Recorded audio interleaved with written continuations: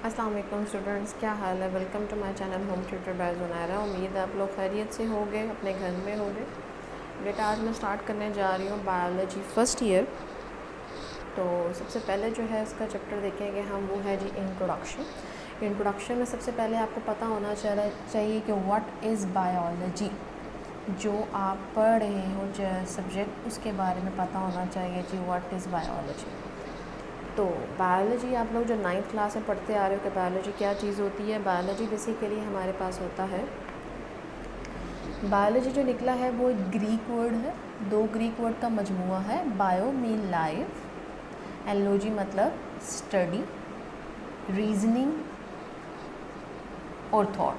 ठीक है, ये छोटी सी मैंने डेफिनेशन बताई है जो आप लोग पहले पढ़ते आए हो। हम सिंपल कह सकते हैं study of life is called biology. ठीक है जी। इससे पहले आप लोगों को मतलब जो आप 9th 10th में से पहले आप पढ़ते रहते हो कि साइंस सब्जेक्ट पढ़ते हो। साइंस सब्जेक्ट्स में क्या होता है, हमारे पास साइंस सब्जेक्ट जो साइंस है वर्ड, उसके लिए क्या हम बात करते हैं, ये इतना वास्ट सब्जेक्ट है, वास्ट फील्ड है जो फर्दर डिवाइड हो जाती है हमारे पास।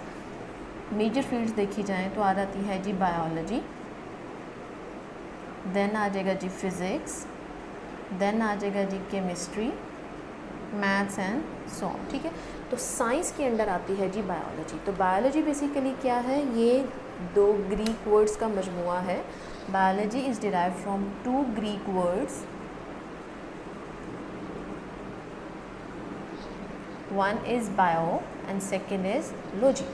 So we can say that study of life is called biology.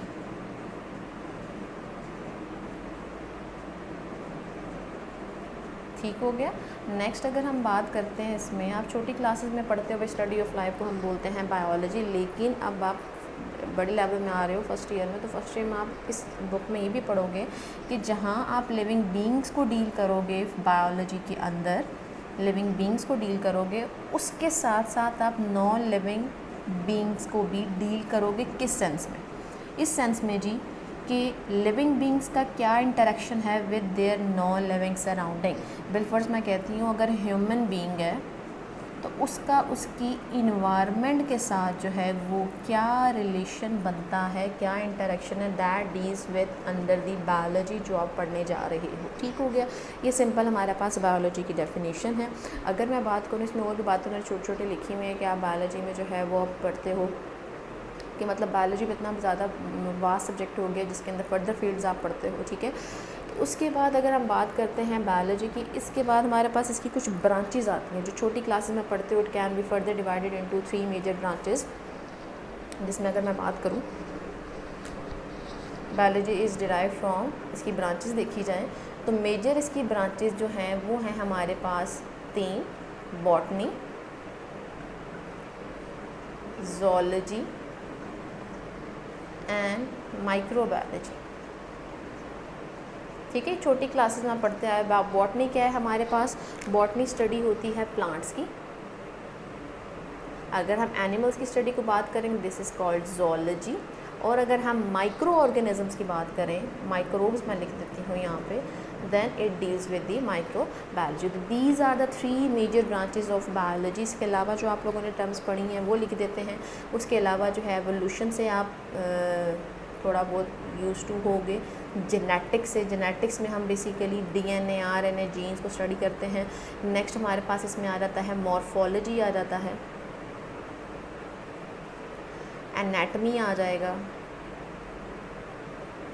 Physiology आ जाएगा।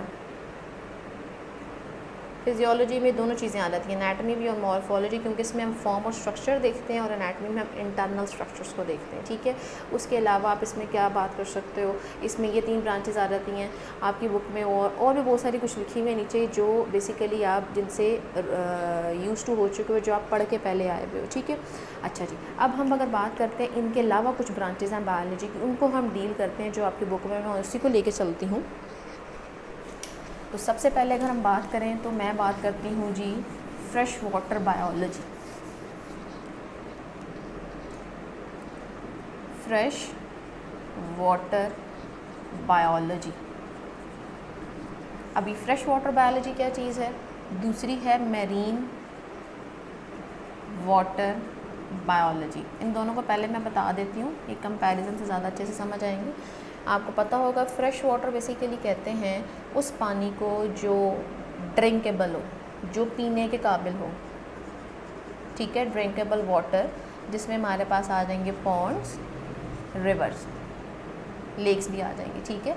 ये वो वाटर बॉडीज़ हैं जिनके अंदर फ्रेश वाटर पाया जाता है, और उनकी जो लिविंग ऑर्गेनिज्म उनके अंदर रहते हैं फ्रेश वाटर के अंदर, उनकी स्टडी को बोलते हैं fresh water biology. Marine water में क्या होगा, मेरीन वाटर है हमारे पास सी का, ओशन का, जो नॉट ड्रिंकेबल है या अनड्रिंकेबल है।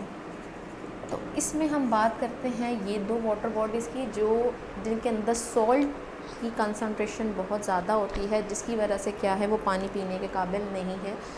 पर समंदरों में भी अल्लाह ताला ने बहुत सारी जो है वो बायोडाइवर्सिटी पैदा की है, तो उस बायोडाइवर्सिटी की स्टडी को हम बोलेंगे मेरीन वाटर बायोलॉजी। इनके अलावा मतलब वो तो मतलब फ्रेश वाटर बायोलॉजी में हम इसकी लिविंग ऑर्गेनिज्म को स्टडी करेंगे, मेरीन वाटर बायोलॉजी में हम मेरीन वाटर में रहने वाले ऑर्गेनिज्म को स्टडी करेंगे। उनके साथ साथ हम देखेंगे कुछ पैरामीटर्स कि कौन से पैरामीटर्स इफ़ेक्ट कर रहे हैं मेरीन वाटर को, कौन से पैरामीटर इफ़ेक्ट कर रहे हैं फ्रेश वाटर को।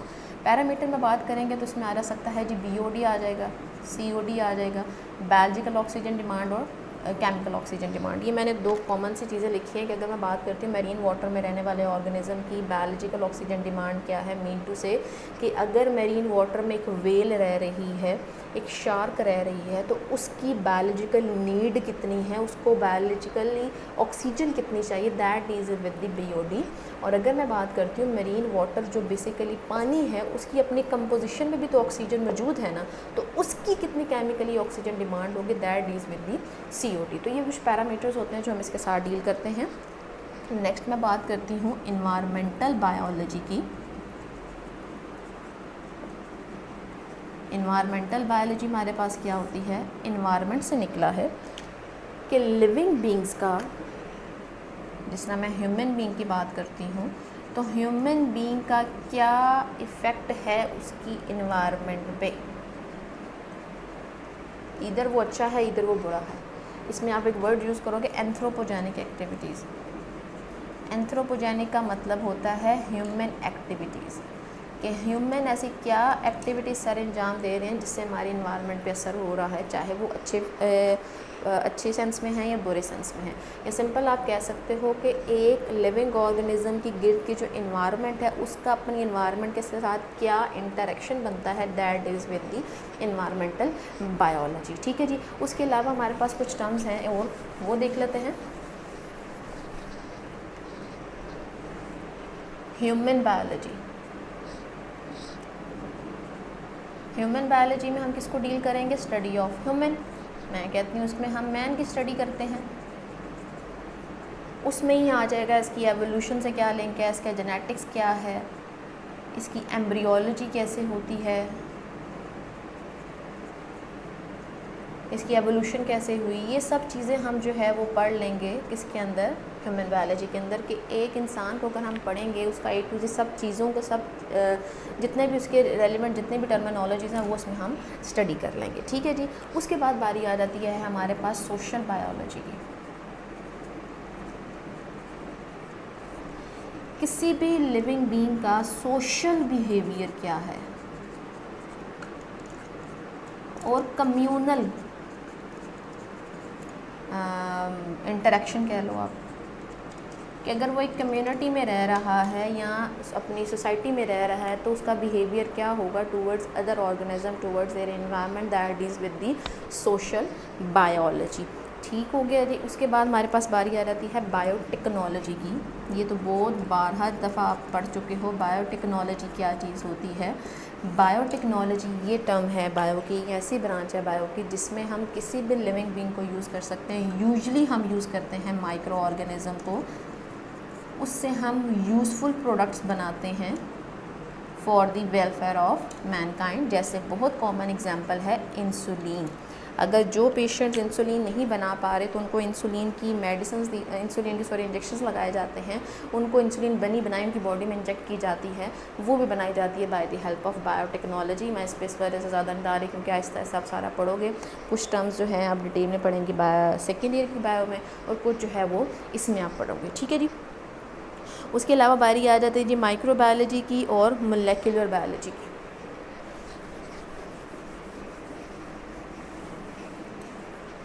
अच्छा जी, मॉलिक्यूलर बायोलॉजी। मॉलिक्यूलर बायोलॉजी ये चीज़ है कि आप कुछ भी स्टडी कर रहे हो, कुछ भी मीन टू से आप कुछ भी रेलिवेंट, अगर मैं बात करती हूँ सेल के अंदर, एक ऑर्गेनिज्म के अंदर जो उसकी फंक्शंस परफॉर्म करने हैं, उसके साथ जो आपने बात करनी है, एक स्ट्रक्चर है किसी भी ऑर्गेनिज्म के या सेल को स्टडी करना है, तो मोलेक्यूलर लेवल पे, बहुत छोटे मॉलिक्यूल के लेवल पे करोगे, molecular level, then deals with the molecular biology. Third one हमारे पास आ जाएगी इसमें, मतलब मॉलिक्यूलर लेवल पे आप किसी भी सेल को स्टडी कर रहे हो, ऑर्गेनिज्म को स्टडी कर रहे हो, उसके मोलेकुलर लेवल पे, that deals with the molecular biology. और आएगा हमारे पास माइक्रोबायोलॉजी, जिसमें आप किसको डील करते हो, माइक्रोब्स को, फंजाई, बैक्टीरिया, अब सो और वो भी बेशुमार करोगे। एक आती है पैरासाइटोलॉजी। पैरासाइटोलॉजी क्या, स्टडी ऑफ पैरासाइट्स। पैरासाइट्स क्या होते हैं, जो होस्ट स्पेसिफिक होते, होस्ट पे अपने डिपेंड कर रहे होते हैं।